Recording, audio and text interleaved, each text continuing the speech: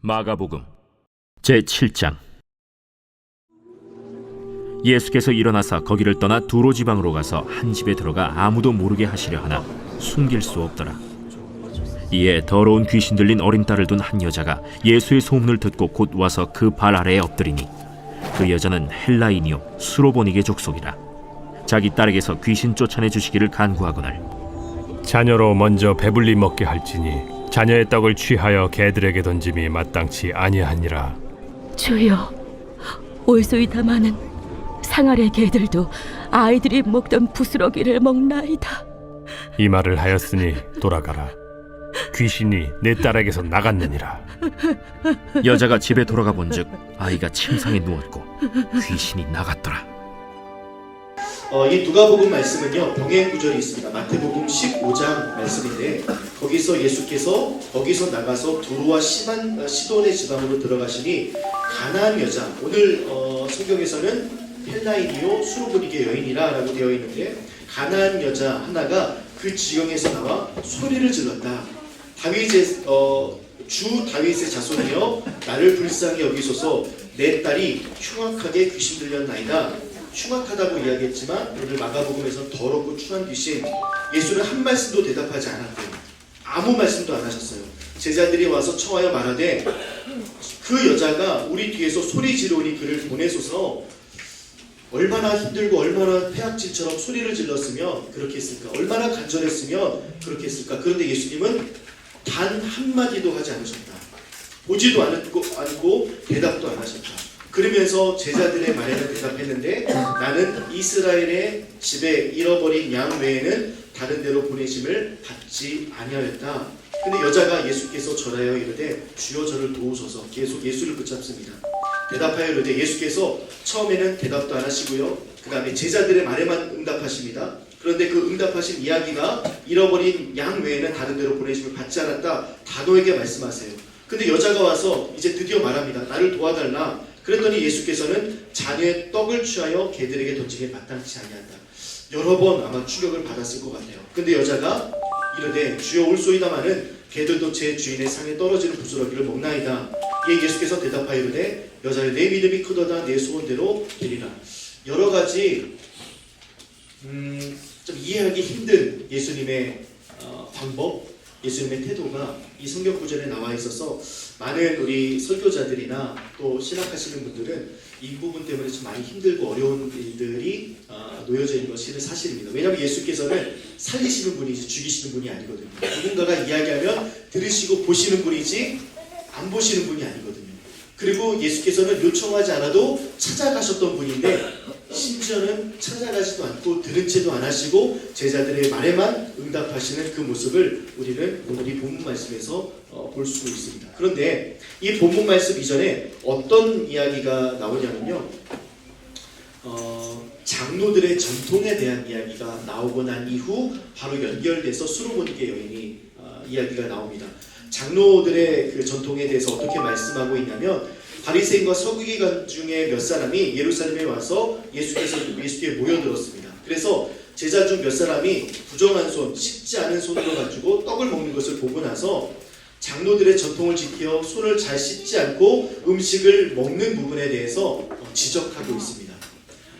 이스라엘은, 유대인들은 그 전통상 손을 꼭 씻어야 되는데, 여러분들도 이제 이스라엘 땅에 가시면 우리 그 통곡의 벽 앞에도 그 주전자 하나가 준비가 되고 물이 준비가 되어 있는데, 여러분들 생각해 보시면 물을 이렇게 손은 이제 두 손이 부정합니다. 양쪽 손이 부정이에요. 깨끗해지고 정결해지려면 어떻게 되냐? 이스라엘 사람들과 유대인들은 부정한 것을 만졌기 때문에 내가 부정하다라고 생각을 해요. 그래서 이 손 자체는 모든 것을 만지고 다녔기 때문에 부정합니다. 그러면 이것을 깨끗하게 하기 위해서는 물로 씻어야 되는데, 물로 씻으려면 수도꼭지를 열면 수도꼭지를 만졌기 때문에 손이 부정해지죠. 손을 닦아요. 그러면 깨끗해지죠. 수도꼭지 다시 만지면 손이 부정해져요. 어떻게 할까요? 그래서 주전자에다가 물을 붓습니다. 그리고 한쪽 손을 깨끗하게 이제 씻어요. 이렇게 쫙 흘려보내요. 깨끗해졌어요. 다른 손으로 쫙 씻어요. 깨끗해졌어요. 그래서 정결해졌다 생각하는 거예요. 이게 정결입니다.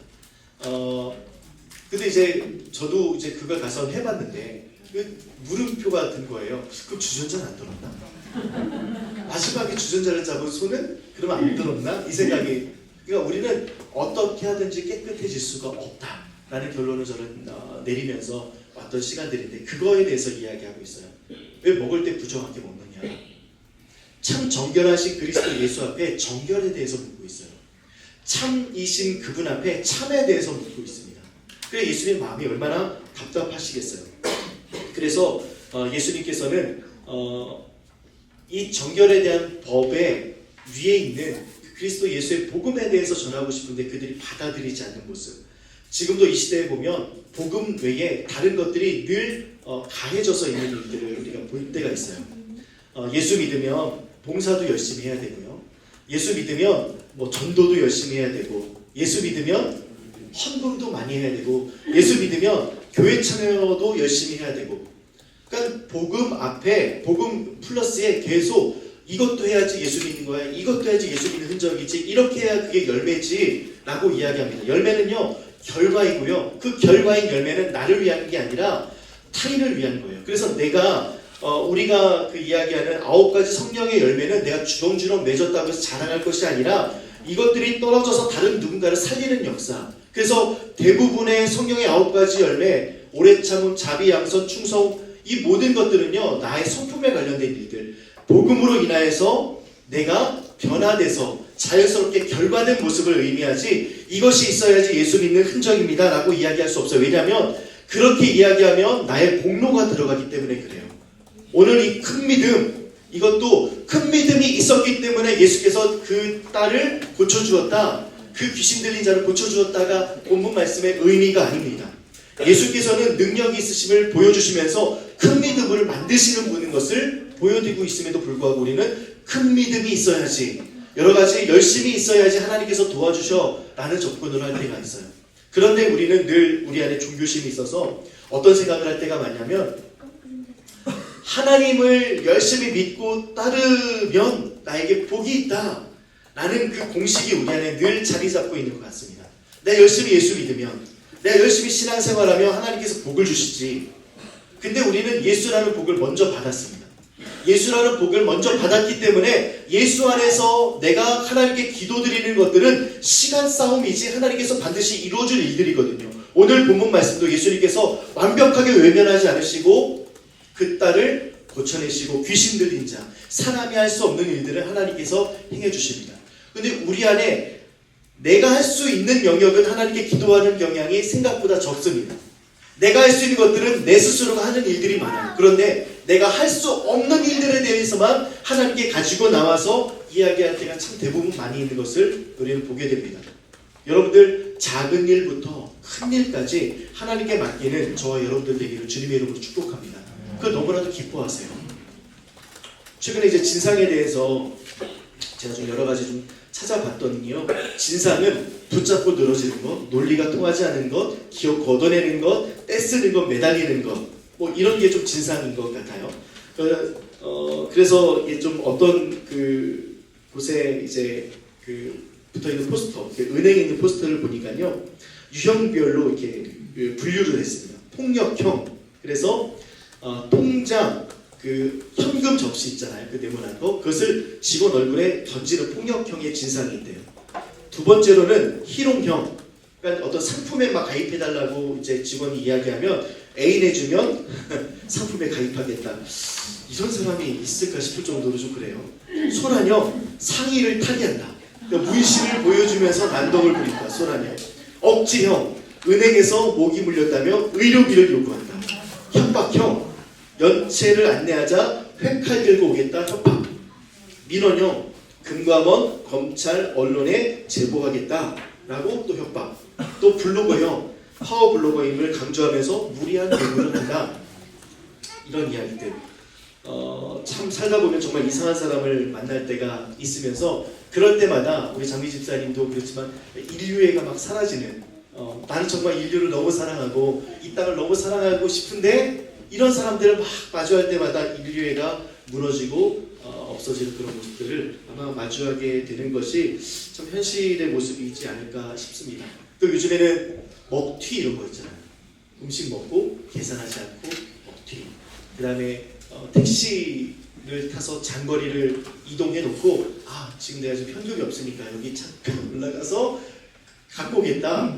그냥 가면 어떻게 할까? 가방이라도 맡기고 가겠다. 그 빈 가방 맡기고 그 뭐 10몇만 원, 20몇만 원 그 약속했던 돈도 안 주고 그 먹튀. 이런 일들을 막 우리 대할 때마다 참 진상인 삶을 살아가고 있다. 이런 생각 참 많이 하게 되는 것 같아요. 저도 이제 저를 고백하자면 제가 진상짓을 했던 것을 고백하자면 20대 재영이는 이제 결혼한 아내와 함께 되게 고급진 그 레스토랑에 갔습니다. 차이나 레스토랑, 누룽지탕. 지금도 누룽지탕은 좀 비싸잖아요. 두반장 이런 거 나오면 벌써 이제 끝이고, 그런데 누룽지탕을 이제 먹고 싶어서 갔거든요. 갔는데 마지막에 아내가 딱 그걸 먹었는데 그 조개가 약간 큰 조개를 딱 씹으면서 아작 그래서 이게 이빨이 막 시큰거리고 아플 정도로 이렇게 된 거예요. 그래서 이제 매니저님을 이제 호출을 했죠. 저기요, 25살의 재영이 저기요. 이게 조개를 씹었다. 그랬더니 그분이 하는 이야기가, 아니 다 먹어 놓고선 조개가 나왔다고 하면 어떻게 합니까? 라고 이야기를 하는 거예요. 그래서 제가 그래도 이렇게 그 신학교 다니고 있었으니까 컴다운하면서 조개 누룽지탕을 먼저 한 입 떴을 때 나오면 괜찮고 마지막 한 그릇을 먹을 때 나오면 안 됩니까? 라고 물었어요.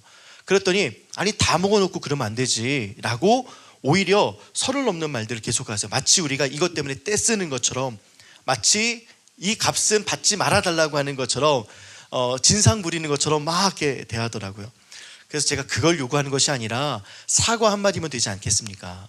이거 먹어서 이빨 아프다고 하는데 사과 한마디만 하면 되잖아요. 그랬더니 사과조차도 안 하고 저희를 진상 취급을 해서 결제할 때 제가 거기서 음식을 먹고 있는 사람들에게 25살 재영이로 설교를 하기 시작했습니다. 여러분!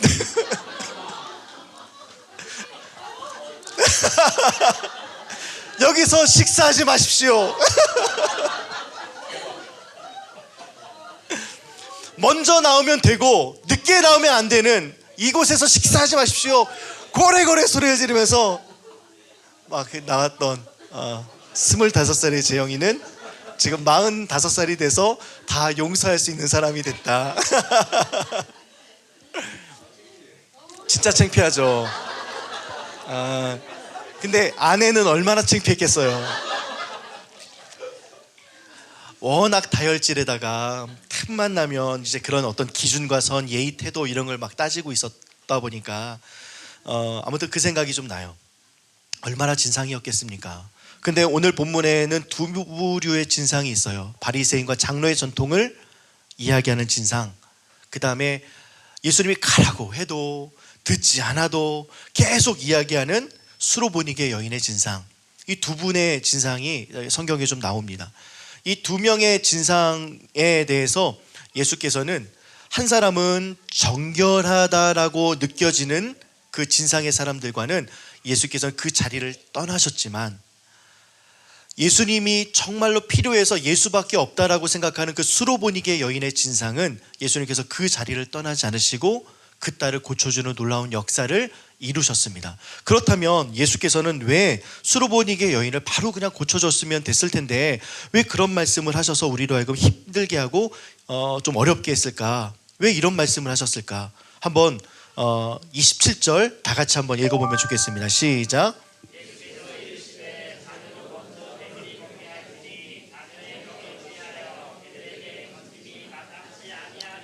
그냥 예수께서는요, 그냥 치료해 주셨으면, 그냥 다른 일들과 같이 치료해 주셨으면 되잖아요. 다른 일들과 같이, 다른 사람들과 같이 위로해 주시고 그를 평안하게 떠나게 하셨으면 됐는데 왜 이와 같은 말씀을 하셨을까? 아까 본문의 말씀과 같이요, 우리가 읽지 않았던 그 본문 바로 뒤에 나왔던 절이거든요. 그래서 예수께서 일어나 거기를 떠나서 바리새인과 서기관들과 함께 논쟁했던 그곳을 떠나서 두로 지방과 시돈 지방으로 떠나신 거예요. 이 페케니아 이제 사람들이 살았던 곳인데 이 두로와 시돈은요 잘 살았던 동네입니다. 예루살렘은 잘 못 살았거든요. 그런데 예루살렘과 늘 교역하던 곳이고 지금의 레바논 땅이에요. 백향목이 있었고 풍요로운 땅, 이것이 두로와 시돈입니다. 잘 살았던 곳, 그곳으로 예수님께서 떠나서 그 지방으로 갔다라고 이야기하는데, 성경적인 헬라적인 표현을 보면요, 예수께서 그들의 어떤 공세, 그들의 논쟁 때문에 떠밀려서 어쩔 수 없이 그 땅으로 가실 수밖에 없게끔 만들어졌던 상황이 바로 오늘의 상황이었습니다. 예수께서 가지고 있었던 참된 복음을 바리새인과 서기관들, 예수 하나님을 믿는 유대인들에게 설명해주고 싶고 그것을 알려주고 싶음에도 불구하고 그들은 예수를 떠밀어서 그 말조차도 못하게 예수를 밀어보냈던 땅이 두로와 시돈 지방입니다. 그 지방에서 예수께서 처음으로 하셨던 그 사역에서 여성이 나와서 소리 지르고 떼쓰면서 하나님밖에 없습니다, 예수님밖에 도움이 없습니다, 다윗의 자손이라고 들었습니다, 수많은 소문을 들었습니다. 예수님께서 고침받았던, 예수께 고침받았던 사람들이 많았던 이야기들을 저는 듣고 들으면서 예수께서 오신다고 하기에 소망을 품고 이 자리에 있었습니다. 내 딸을 고쳐주십시오 라고 이야기했는데 예수님은 하나도 듣지 않았어요. 왜 그러셨을까? 그 남겨두었던 바리새인과 서기관들, 참된 복음을 듣지 않았던 그 사람들을 머릿속으로 생각하고 있지 않으셨을까? 저는 그 생각을 좀 했습니다. 예수님의 마음에 그 첫째 아들과 같은 유대인들, 예수의 복음을 들었던 그들, 예수의 복음을 들어야 될 그들, 그런데 듣지 않았던 그들을 마음속에 듣고 있으면서 생각하다 보니 그 소리들보다 오히려 그 마음 가운데 함께 제자들 모두 다 유대인들 아니겠습니까? 그들에게 그런 모습을 보여내셨던 상황들, 그 상황 때문에 아마 거기서 떠나 두로 지방으로 가셨지만 그 여인의 말씀에 답하지 않으셨을 것 같습니다. 예수께서, 복음이신 예수, 말씀이신 예수께서 회당에서요 바리새인과 서기관들이 하는 설교를 들었다고 생각해 보세요. 아마 그 자리에 얼마나 있기 힘들었을까요? 참된 말씀이신 그분이 말씀을 해석하니까 사람들이 이런 말씀을 들어본 적이 없도다 라고 할 정도로 말씀이신 그분께서 말씀을 쏟아내시니 사람들의 반응은 있었는데, 바리새인과 서기관들은요 그것 외에 추가적인 자기 자신의 복음들, 장로의 유전들, 장로의 율법들, 장로들이 해야 될 것들, 해야 될 일들에 대해서 언급하면서 복음을 훼손하고 복음을 오염시키고 복음 아닌 다른 것들을 강조하는 것들, 이런 일들이 그들 가운데 가득했을 때 참된 복음으로 가르쳐 주시고 참된 복음으로 그들의 마음을 변경시켜 주시고자 하는 그 예수님의 마음을 받아들이지 않았던 그 시간을 예수께서는 생각하고 계셨을 것 같습니다. 그때 한 여인이 와서 부정하다라고 생각하고 부족하다 생각하며 가난하다 여기고 있었던 그 여인이 예수께로 와서 내 딸을 고쳐주십시오, 내 딸을 고쳐주십시오, 그렇게 기도합니다. 저는 기도할 때 그렇게 떼쓰는 기도나 그런 부르짖는 기도, 이런 기도보다는 그냥 말씀 안에 머물면서 그 말씀과 함께하는 기도를 참 좋아하는 사람이거든요. 왜 그런가 생각했더니 제 안에서도 어느 순간 그 부르짖는 기도나 아니면 그런 떼쓰듯이 하는 기도에 대한 그런 좀 염증 같은 게 좀 있었던 것 같아요. 마치 하나님께서 나의 기도를 모르시는 것도 아닌데, 나의 상황을 모르시는 것도 아닌데 왜 이렇게 떼를 쓰면서 기도해야 될까? 왜 이렇게 부르짖으면서 기도해야 될까? 왜 목이 쉬도록 그렇게 기도해야 될까라는 그 생각이 저를 좀 지배하고 있어서, 우리 목요일날 기도하러 오시면 아시겠지만 기도 제목을 구체적으로 주지 않아요. 그냥 여러분들이 말씀 안에서 기도하라고 이야기하고 그 말씀에 부딪힌 것대로 함께 기도하자라고 이야기합니다. 물론 그것이 훈련이 될 수 있고 좋은 기도일 수 있습니다. 그런데 오늘 이 본문 말씀에서는 이 여인의 진상과 같은 그 기도도 예수님께서 들으신다, 듣지 않으신다? 들으신다, 들으시더라고요. 여러분들의 필요, 여러분들의 어려움들, 아까 서론에서도 말씀드렸지만 내가 해결할 수 있는 것들은 대부분 기도하지 않아요. 내가 해결할 수 있는 것들은 내 스스로가 해결하는 경향이 참 많습니다. 내가 갈 수 있고 내가 호흡할 수 있고 내가 먹을 수 있고, 그러니까 일용할 양식조차 걱정하지 않는 사람은요 일용할 양식을 대할 때 기도하지 않아요. 왜냐하면 이건 내 힘으로 벌어서 충분히 먹을 수 있으니까요. 그런데 일용할 양식이 진짜 필요한 사람은요 일용할 양식을 위해서 기도합니다. 그래서 우리 주님께서는 주기도문 그 전에 살펴보았던 것처럼 너희가 기도해야 될 그 태도는 어디까지냐? 일용할 양식으로부터 시작한다. 일용할 양식을 하나님 아버지께 기도하는 것부터 시작해야 된다. 그러니 먹는 문제, 의식주 문제, 모든 문제를 하나님 안에서 해결할 수 있는 방법을 여러분들이 취하시는 오늘의 시간 되면 참 좋겠습니다. 하나님 안에 머물면서 주님, 내 이런 필요가 내 스스로가 내 달란트와 내 치력과 내가 갖고 있는 소유로 충분히 할 수 있지만 하나님께 기도하고 하나님께 구하면서 하나님의 뜻을 한번 물어보고 싶습니다. 나는 그 태도의 한 걸음 한 걸음이 여러분들과 저의 발걸음 가운데 넘쳐나기를 주님의 이름으로 축복합니다. 이 여인이요, 두로와 시돈 지방에 살았습니다. 잘 살았을 거예요. 풍요로웠을 거예요.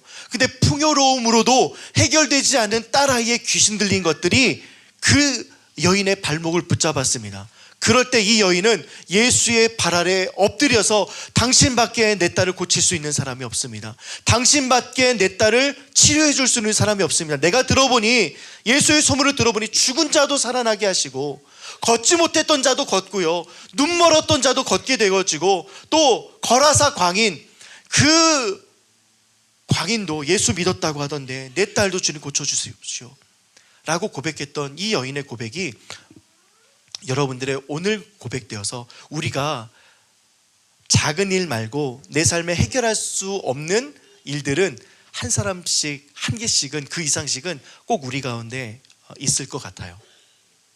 해결되지 않는 것, 기도했지만 해결될 수 없는 것 같은 문제들, 이 문제를 오늘 해결 받으시고 예수 만나서 해결 받으시고 작은 일들 마저도 하나씩 하나씩 주님과 함께 상의하는 저와 여러분들 되기를 주님의 이름으로 축복합니다.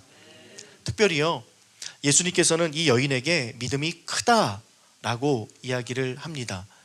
그러면 큰 믿음이었기 때문에 내 믿음을 크게 만들어서 주님께 기도하면 하나님께서 응답하시겠지, 내 믿음을 넓게 높게 깊이 있게 만들어서 하나님께 다가가면 하나님께서는 바꿔주시겠지. 이것이 여러분들 오늘 본문에 나와 있지는 않지만 장로의 유전이며 장로의 율법입니다. 이렇게 해야지만 하나님께서 들어주셔. 아니요, 하나님은 우리의 아버지시며 우리는 그분의 자녀입니다. 자녀가 무엇을 해야지만 하나님 기뻐하시는 분이 아니라, 구원도 그렇잖아요. 여러분들이 나는 구원받지 못했던 것 같아, 그건 여러분들의 생각이죠. 하나님께서 그 아들 예수를 보내셔서 여러분들을 구원하신 것은요, 그분의 이름 때문에 여러분들을 구원하신 거예요. 그러니까 신실하신 하나님의 사랑이 여전히 우리 가운데 있는 한 여러분들 구원의 문제 때문에 흔들릴 필요가 없습니다. 내가 어떤 행동을 했고 어떤 것에 걸려 넘어지기 때문에 난 구원받지 못했을 거야, 난 구원받는 사람의 모습이 아닐 거야, 그건 여러분들의 생각이고 사단의 참소지. 하나님은요, 구원받은 여러분들의 백성을 통하여서 하나님의 이름을 높이는 것, 나 같은 자를 구원하신 하나님의 이름을 높이는 것이 예수님께서 우리에게 구원을 베푸신 목적과 이유입니다. 그런데 우리는 구원이 나에게 있음을 알아요. 내가 무엇을 해야지만 구원받을 수 있다 착각합니다. 내가 무언가를 해야지만 하나님께서 나의 기도를 응답하신다 착각하고 있습니다. 내가 무엇인가 열심히 해야지만 나의 기도를 응답하신다, 또다시 거기에 넘어지고 있습니다. 그것이 아니라 기도는요, 하나님의 때에 하나님께서 이루시는 것이 하나님의 기도의 응답입니다. 그래서 내가 때를 쓰면서 기도하는 것, 내가 부르짖으면서 기도할 때에도 내 기도가 바뀌어 하나님의 마음으로 바뀌어, 이제는 나의 기도가 바뀌어 하나님의 마음과 연결되는 것, 그 놀라운 기도의 깊은 곳까지 여러분들이 들어갈 수 있는 것 아니겠습니까? 하나님께 여러분들의 소원을 아뢰는 것 잘하는 것이고요, 하나님께 여러분들의 필요를 말씀드리는 것 가한 일입니다. 그런데 그 가한 일들 속에 나의 큰 믿음이 하나의 걸림이 되잖아요. 근데 큰 믿음을 우리 주님께서 만들어주고 계시는 장면들이 보이더라는 것입니다. 예수께서 바리새인과 서기관들, 그 첫 번째 내 자녀들에게 주고 싶은 그 복음을 전달하지 못했던 그 상황에서 근심하고 고민하고 있는 그때에 우리 수로보니게 여인이 예수께 질문합니다. 내 딸을 고쳐주십시오. 귀신 들린 내 딸을 고쳐주십시오. 아무런 대답도 안 하십니다. 그때에 우리의 기도도 하나님께 올려드리나 하나님께서 응답하지 않는 그때가 있잖아요. 하나님 들으시나? 하나님 내 기도를 과연 듣고 계시나? 내 어려움을 왜 그냥 보고만 계시지? 라고 생각하는 그때요. 여러분들 믿음의 사이즈를 조금씩 늘려가고 계시는 상황입니다. 그리고 제자들이 이야기할 때 제자들의 음성은 듣습니다. 이것은 어떻게 바라볼 수 있냐면, 다른 누군가가 기도할 때는 들으세요. 제가 열심히 막 기도하는데 하나님 그냥 막아놓고 나 혼자 기도하는 것 같고 벽 보고 기도하는 것 같은데, 엄기성 집사님이 딱 기도하니까 응답해 주셔. 그러면 나는 뭐지? 저 사람은 응답받고 나는 뭐지? 저 사람보다 내가 열심히 더 큰 믿음을 갖고 매일매일마다 기도하는 것 같은데 나는 뭐지? 라는 생각이 들 때 있잖아요. 그렇게 제자들의 음성에는 예수님 반응하십니다. 그리고 나서 수로보니게 여인에게는 차갑게 대답하십니다. 또다시 그 시간은 어떤 시간이냐? 바로 하나님께서 나의 믿음을 크고 넓게 만드는 시간. 그래서 여러분들 염려하지 않으셔도 되는 것이요, 하나님께서 여러분들 자녀로 생각하시기에 반드시 하나님께서는 여러분들의 기도를 응답하시고 여러분들의 필요를 채우시고, 내가 생각하는 주님 이것 하게 해주세요 라는 것보다 더 좋은 것을 주시는 하나님인 것을 경험하게 될 줄 믿습니다. 그렇게 되다 보니 뒤로 돌아보니까 큰 믿음이었구나. 하나님 나를 큰 믿음 만들려고 하셨구나. 나에게 큰 믿음을 주시려고 하나님께서 이렇게 나를 밀어붙이셨구나 알게 되는 줄 믿습니다. 큰 믿음이라고 고백되는 이 큰이라는 단어는요, 마태, 마가, 누가, 요한복음에 딱 한 번 이 여인에게 나왔던 단어입니다. 큰이라는 단어는요, 다른 사람에게 이보다 더 큰 믿음을 본 적 없다는 있지만, 큰이라고 쓴 고백은, 예수님의 말씀은 이 여인이 유일합니다. 큰 믿음을 만들고 계세요. 여러분들에게 큰 믿음을 우리 주님께서 만들어가고 계십니다. 여러분들 하나님께 무엇이든지 말씀드려도 괜찮아요. 진상으로 인하여서 내상 입은 거, 사람 때문에 힘든 거, 그 사람 허리를 막 꺾어버리고 싶은 거, 그 사람 그냥 죽어버렸으면 좋겠는 거, 그런 이야기도 하나님께 다 말씀드려도 괜찮아요. 하나님 다 그걸 들으세요. 들으시고 하나님께서 그 마음, 내가 누군가를 막 살해하고 싶고, 누군가를 죽이고 싶고, 누군가를 원망하고 싶고, 누군가가 없어졌으면 좋겠고, 저 사람은 구원에서 탈락됐으면 좋겠고, 예수 믿는 사람이 도대체 왜 그래? 저 사람 구원 못 받았으면 좋겠고, 그런 마음들을 변화시켜서 나를 보게 하시는 아름답고 귀한 역사를 만나게 될 줄 믿습니다. 그러니 무엇이든지 주님께 말씀드려도 괜찮아요. 무엇이든지 진상과 같이 그냥 다른 사람들에게 폐악질하듯이 말씀해도 괜찮습니다. 여러분들의 필요를 그렇게 진상 드리듯이 말씀하세요. 그러면 어느 순간에 이렇게 주님께서 진짜 진상으로 바꿔주시는 역사가 나타나게 되는데요, 이 진상의 의미를 우리 네이버에 물어보니까 이렇게 하고 있더라고요. 진상은 본래 진귀한 물품이나 지방의 특산물을 윗사람에게 바치는 행위. 내가 하나님 앞에 기도하는 순간 그 받았던 진상이 변화돼서 진짜 진상이 되고요, 또 이와 같은 일들이 반복될 때 내 삶의 현장에서 나타나는 진상, 그냥 아무것도 아니지, 상황은 상황이지. 아까 우리 장미 집사님께서 말씀하셨던 것처럼 그냥 불쌍하고 안타깝고 그렇게 여겨지는 마음들, 그래서 그 마음을 가지고 하나님께 나아가면 우리 하나님 얼마나 기뻐하시겠습니까? 너 진짜 큰 믿음이구나.